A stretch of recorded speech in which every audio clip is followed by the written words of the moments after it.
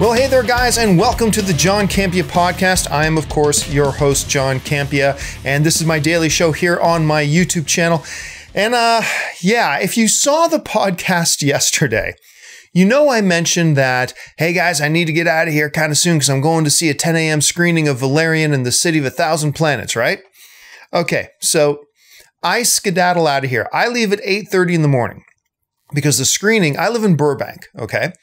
And the screening is at a theater called the AMC Century City 15, which is out near Santa Monica, basically. It's distance-wise, it's not that far away. It's actually fairly close. However, in LA traffic, trying to get out to the West End, I had to figure about an hour and a half of driving. So I leave at about 8:30. And I get there at about 9:45. I'm thinking, okay, perfect. I'm just in time. So I park in this giant parking structure, walk through this big mall, and get to the AMC Century City 15. And I walk in, I'm like, that's funny. Usually at these press screenings, there's a check-in table. There's a sign-in table for press. It's not there. And then I realize I'm in the wrong frickin' theater. The theater that the press screening was actually at was at the AMC Universal City Walk, which is only like a 15-minute drive from where I live. And for some reason, it was right there in the invitation, and for some reason, the wires in my brain got mixed up, and I ended up spending like 2.5 hours on the road yesterday, totally missed the screening of Valerian. That's why you didn't see me get a movie review of Valerian up yesterday. Now, fortunately, the PR people with the movie are really great and really accommodating. So they're getting me in. I'm going to go see the premiere actually on Monday. So I get to go to the actual premiere. That's going to be great. So I will have my review for Valerian probably up on Tuesday morning, either really, really late Monday night, more likely Tuesday morning is when I will finally get that up. Because once again, I'm stupid. Can't seem to read a simple email. You know what's funny? They even sent the morning of, yesterday morning, they sent me a free parking pass for the Universal City Walk, and yet I still didn't see it. All I had in my head was AMC Century City, and I ended up spending 2.5 hours in the car yesterday. Yeah, so that was wonderful. Hey, so got a few things I want to talk about on the podcast today. Last night, I put up a video on my YouTube channel. And if you're listening to this via podcast feed, check out my YouTube channel. It's at youtube.com/John Campea. And I put up a video last night about the fact that Warner Brothers, according to a report in the Hollywood Reporter, okay, so this is all going based on a report that the Hollywood Reporter did, claiming that Suicide Squad now has a brand new frontrunner to be the director of Suicide Squad 2. Now, they've had names like Mel Gibson. I was really excited about the idea of Mel Gibson possibly directing it. Levine was a possible director. Espinosa was a possible director. There's some really cool names that were being bandied about for Suicide Squad 2 because, of course, David Ayer can't or isn't going to do Suicide Squad 2. He's moved on to Gotham City Sirens. So they've been looking for a director. And Hollywood Reporter puts out this report saying that the new frontrunner is this director by the name of Jaume Collet-Serra. Now, go and watch the video. I explain it more fully, but I'll just kind of highlight it here. My problem with this director choice is need versus what does the movie need versus what does the director bring to the table.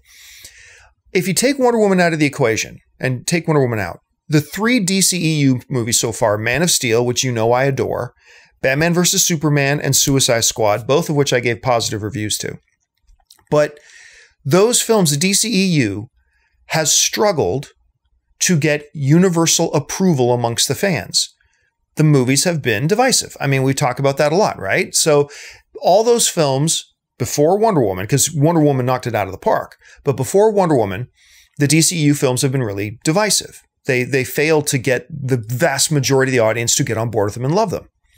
So you would think that in looking for a director for Suicide Squad 2, they would try to find a director who has had some success with, it doesn't have to have a perfect resume, not at all. But you'd think that given the needs that DC has, that they would go out and want to find a director that has some success at making a couple of movies that did get widespread audience approval, widespread universal, audience love and critic love and stuff like that. At least have a couple of examples on their resume of films like that they've done. Because that's really what DC wants. They want a film just like Wonder Woman. They cracked it out of the park with Wonder Woman and getting that widespread audience approval and widespread critic approval. You'd like to follow that up. And instead, it seems like if the report in the Hollywood Reporter is to be believed, it looks like they're getting this guy, Jaume Collet-Serra. And he is an experienced director. It's not like he's some newcomer who's looking to get a chance. He's made lots of movies. However, as I pointed out in my video, all the movies, the biggest audience rating out of any of his movies was 63%. Most of them are in the 50s or lower. The very definition of the problem that the DCEU is having. So to me, it's not that Collet-Serra is a bad director. Don't get me wrong at all. If they announced that he was directing just some other average film coming out, I'd say, hey, yeah, let's see what this guy can do.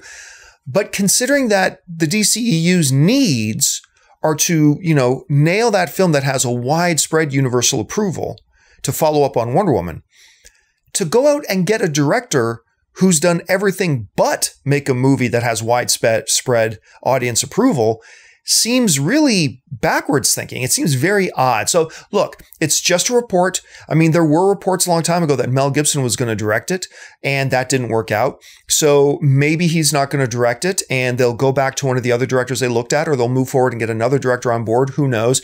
It's just, for me, when I look at it, the needs of the franchise versus what does this director bring to the table, it seems like a completely wrong fit. So anyway, I encourage you, go check out that video of mine.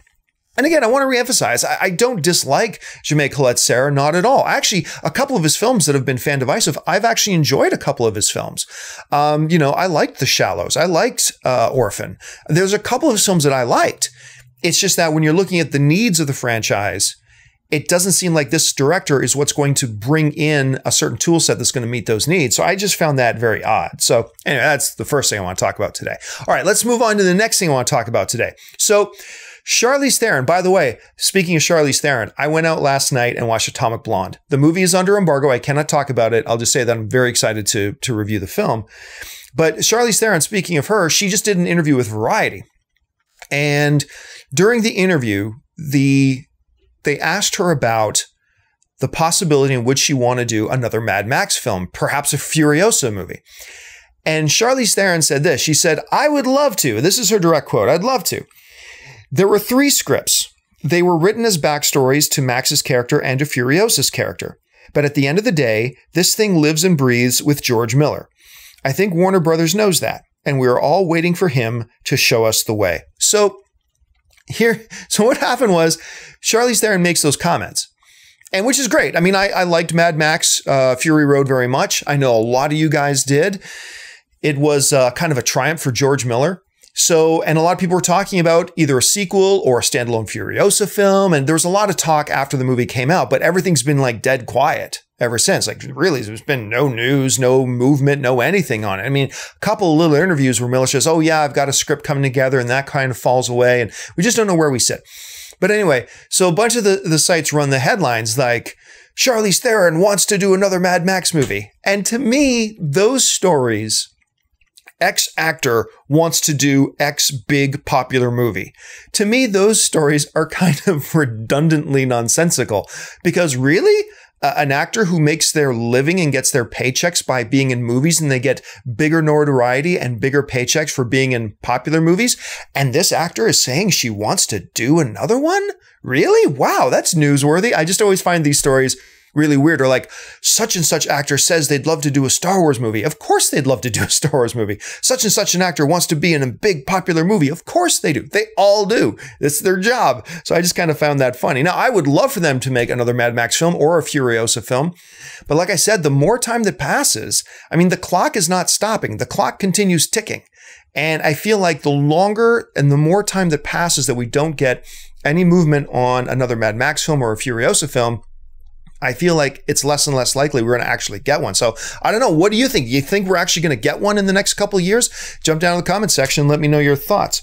Another piece of news that came out yesterday that I thought was really kind of interesting was it's being reported that Quentin Tarantino, the Quentin Tarantino, is looking at his next project as being about Charles Manson and the Manson family.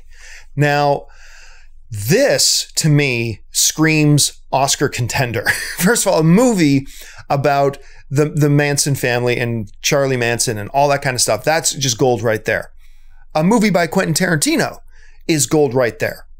A Quentin Tarantino movie about the Charlie Manson story is Oscar bait, like right out of the gate, Oscar bait. Now, apparently, there's already been discussions with Brad Pitt and Jennifer Lawrence to possibly star in it. There's also been some reports that Tarantino has talked with Margot Robbie about possibly appearing in the film as well, or perhaps in the Jennifer Lawrence role or whatever.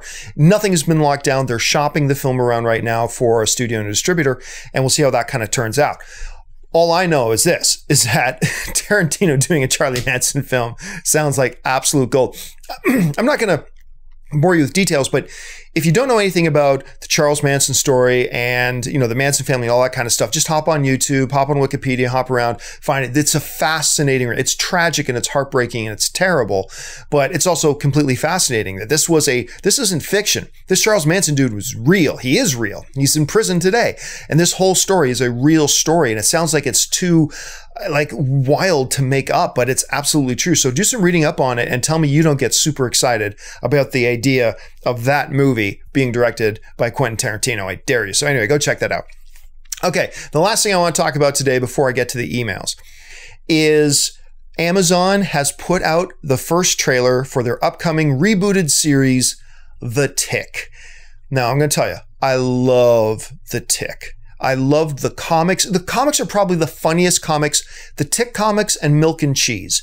If you haven't read either the original Tick comics or Milk and Cheese, Dairy Gone Bad, I highly encourage you to look them up because they're the funniest shit you're going to read. Those are the two funniest comic books I've ever read. And then they did the animated series of The Tick, and I thought it was really funny. And then they did the live action Tick, which I only think made it one season, I think. Anyway, it starred the guy from Seinfeld, Puddy from Seinfeld. Anyway. And I thought that show was actually really clever and really cool too. Suffered from a really low budget, so there's only so much they could do. But I thought it was really cool. Anyway, been excited to see what Amazon could do with The Tick. And you know what? The trailer didn't blow my socks off, okay? I wasn't rolling on the floor with laughter, but I gotta say it's pretty solid. I thought it was a pretty solid trailer, so mark down The Tick as one of the movies that I'm looking forward to. All right, let's move on to the thoughts, opinions, topics, and questions that you guys have sent in to me. How do you send something to me? It's simple. Just email me anytime at the John Campea Podcast at gmail.com. Also, make sure you're following me on social media on Twitter and on Facebook by just following me there at John Campea, because every once in a while I put out a call for topics and questions there as well. So let's get down to it. The first question today comes to us from Frank Calderon, who writes, "Hey, John, I love the podcast. My question to you is, what is the latest on a Matthew Vaughn directed Man of Steel sequel? He is my first choice for this, and I hope he is still in the running. If he doesn't get the gig, however, who would you like to see come in and direct it? My second choice is JA Bayona, who has publicly stated what a fan of the character he is." Yeah, so back in March, for those of you who don't know what we're talking about, director Matthew Vaughn, it was reported, he was in talks to take on and direct Man of Steel 2. Matthew Vaughn is an incredible director. X-Men First Class, Stardust. He's done a bunch of really great films. Anyway, so a lot of people, including myself, were really excited by that news because I'm a big fan of Man of Steel and getting one of the best directors out there right now to come in and do the sequel. Nothing but good news. However, everything's been dead quiet on the Man of Steel 2 front. And, I know I mentioned this thing a lot, but it really does need to be brought up again and again to keep everything in perspective. It wasn't that long ago that Warner Brothers executives came out and said, we've decided to take our foot off the gas. We're going to slow down for a minute and let Justice League come out, and then we're going to decide where we're at. Now, they're in production of Aquaman, yes.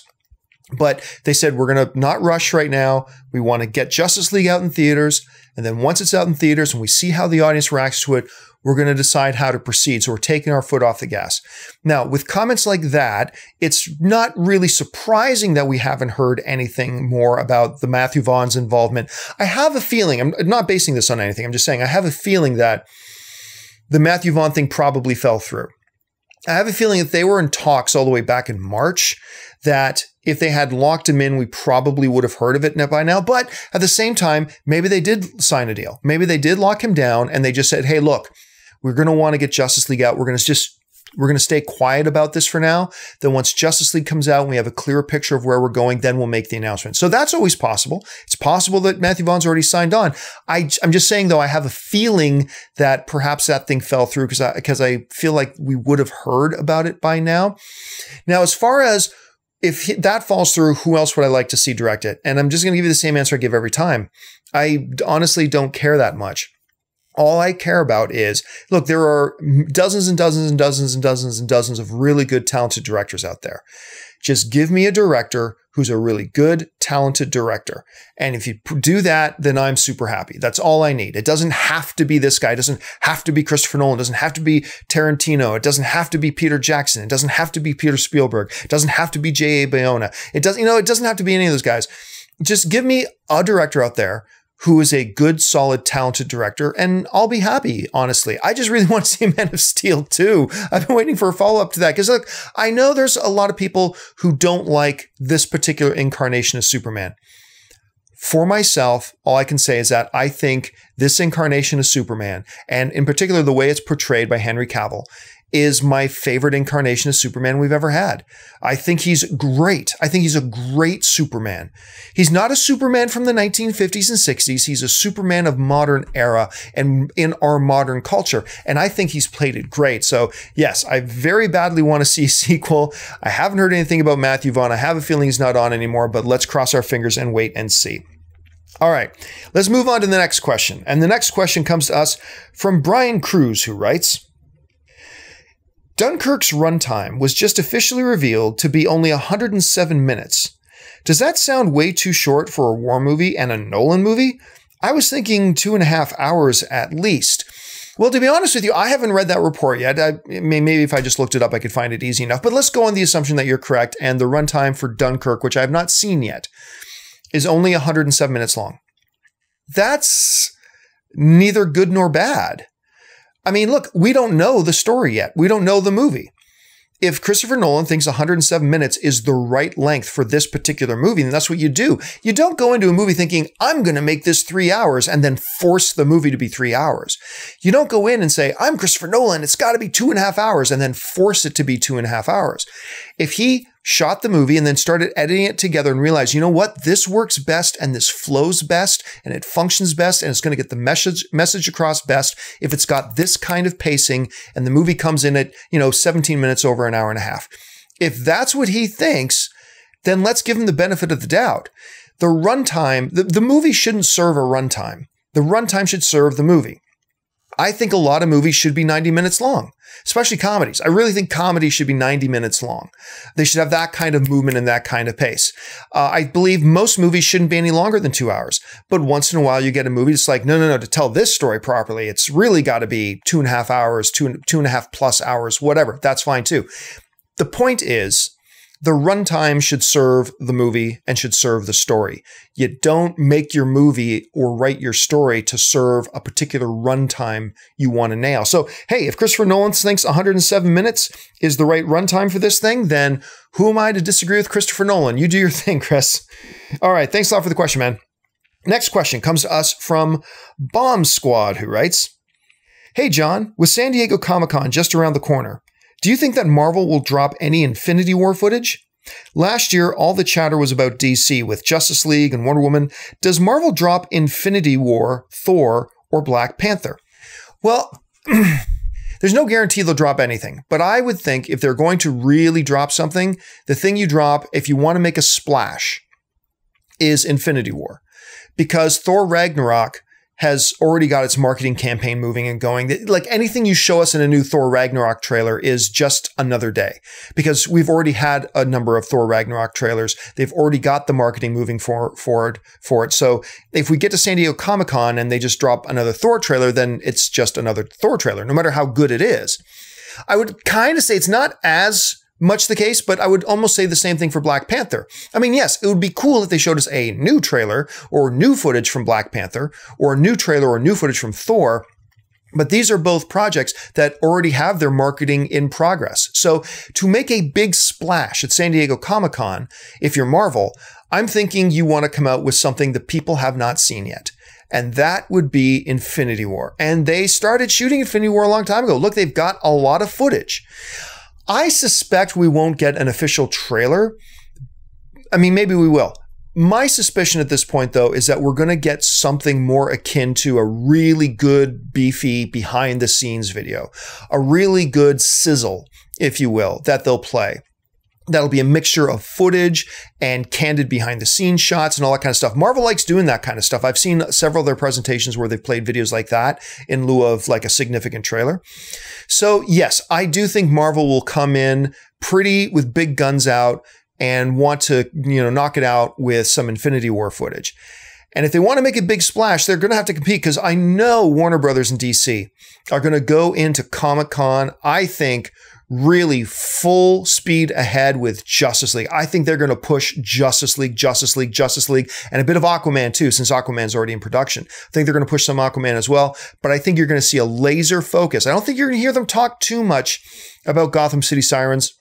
I don't think you're going to hear them talk too much about any of the other standalone projects. I really think you're going to see from DC a laser focus on Justice League and really getting the buzz going for that. I mean, I could be wrong. They could bring, they could come out and do, hey, here's our slate of the next 12 movies. They might do that. Absolutely, they could. But I'm feeling like the right move for Warner Brothers right now is to go in laser focus. Justice League. That's the message. The message is Justice League. How Justice League is going to be awesome. The message is how we're following up on the big success of Wonder Woman, and now we've got Justice League and blah, blah, blah. And if I'm them, I'm keeping a laser target focus on that message. And if they do that, you're going to see Justice League be the big splash of Comic-Con. So let's just kind of wait and see how that all turns out. All right. And the final question today comes to us from Thomas Stimpson, who writes, "Hello, John. My name is Thomas, and I was wondering what your feelings are on The Wire. I heard Josh Macuga say that you had started watching it a while ago. I believe it's the best show ever made, and the people I know who have seen it all agree. How would you compare it to Breaking Bad?" Well, I don't know why I would compare it to Breaking Bad. They're two completely different shows. I'll do a comparison if you want in a second. Yes, The Wire is one of the shows that I hadn't seen. And it's one of those shows that for a long time, I really meant to get around to binge watching, because I also have a number of friends who really consider The Wire like the greatest show ever made. So I believe it's 5 seasons. I binge watched all 5 seasons in about 2 weeks. And I watched all the episodes of The Wire. And I'm going to say this. I liked The Wire. I thought it was a very good show. Honestly, I didn't see the greatest show ever made when I watched it. I mean, that wasn't my experience with it. It's a very solid show. And as a matter of fact, this is probably the biggest compliment I can give it. Watching The Wire, you can totally see how a lot of modern shows have borrowed from The Wire or have been influenced by The Wire. Like whether you're talking about Game of Thrones, especially. Like, see, I know that sounds really weird. What does The Wire and the Game of Thrones have to do with each other? Watch both of those shows. And don't pretend like you don't see the similarities in the storytelling style and how they use characters and how they break up their narrative. I think Game of Thrones has been heavily influenced by The Wire. I think there's been a lot of shows that have been heavily influenced by The Wire. It's kind of like The Godfather. I love it when people who have never seen The Godfather watch The Godfather for the first time, and then all of a sudden a light bulb goes on. It's like, holy crap, like every movie made for the past 30 years has been completely influenced by The Godfather. And you see it once you see The Godfather. And the biggest takeaway I had from watching The Wire was that, yeah, oh my God, it's amazing how much modern television has been influenced by this one show. The one thing I would compare The Wire to Breaking Bad is that Breaking Bad really focused on the characters we cared about. Breaking Bad, I mean, it was about Walter, and it was about the 3 or 4 really close people around him and how they are directly affected by everything. And the focus of the story stayed on them. We didn't go entire seasons without Jesse. We didn't go entire seasons without Walter. We didn't they really knew this is what the people are here for. They're here for Walter and Jesse and, a couple of key surrounding characters as well. But they kept the focus there. The one thing that frustrated me a little bit about The Wire, and it's also something that frustrates me a little bit about Game of Thrones too, and I love Game of Thrones, but this is one of the things that frustrates me, is that we have our favorite characters, but then you can go entire episodes and sometimes entire seasons without that character being there at all. Like, there are so many characters in the wild, like McNulty. If you watch the pilot for the show, the first episode of season 1, you think this show is going to be about McNulty. And then there's basically entire seasons where McNulty like pops his face in once in a while just to remind you that he's in the show, but he's not there at all. And sometimes it lacked a really clear focus. And sometimes I really like that on my television. But anyway, I enjoyed The Wire very much. Like I said, I finished all 5 seasons, went all the way through. I didn't think, the whole Marlowe angle they went, I never got into the Marlowe stuff at all. I was really more about Avery, but anyway, and String, but I liked it very much. But no, I wouldn't put The Wire in my top 5. I'm not even sure I'd put The Wire in my top 10. I wouldn't put The Wire in my top 10 favorite shows. It's very good, solid show. I enjoy it. If you're looking for a thumbs up or thumbs down for me about The Wire, I give it thumbs up, absolutely. But I just didn't see the hype that most other people did. Anyway, guys, that'll do it for this installment of the John Campea Podcast. Thank you so much for joining me. Hey, listen, guys, do me a favor. Don't forget, if you're listening to this podcast, make sure you use your favorite podcasting app and subscribe to the John Campea Podcast. If you're watching this on YouTube, do me a favor. Take a second and subscribe to my YouTube channel. And of course, make sure you're following me on Twitter at John Campea. That'll do it for me, guys. Thanks a lot for joining me. And until next time, bye-bye.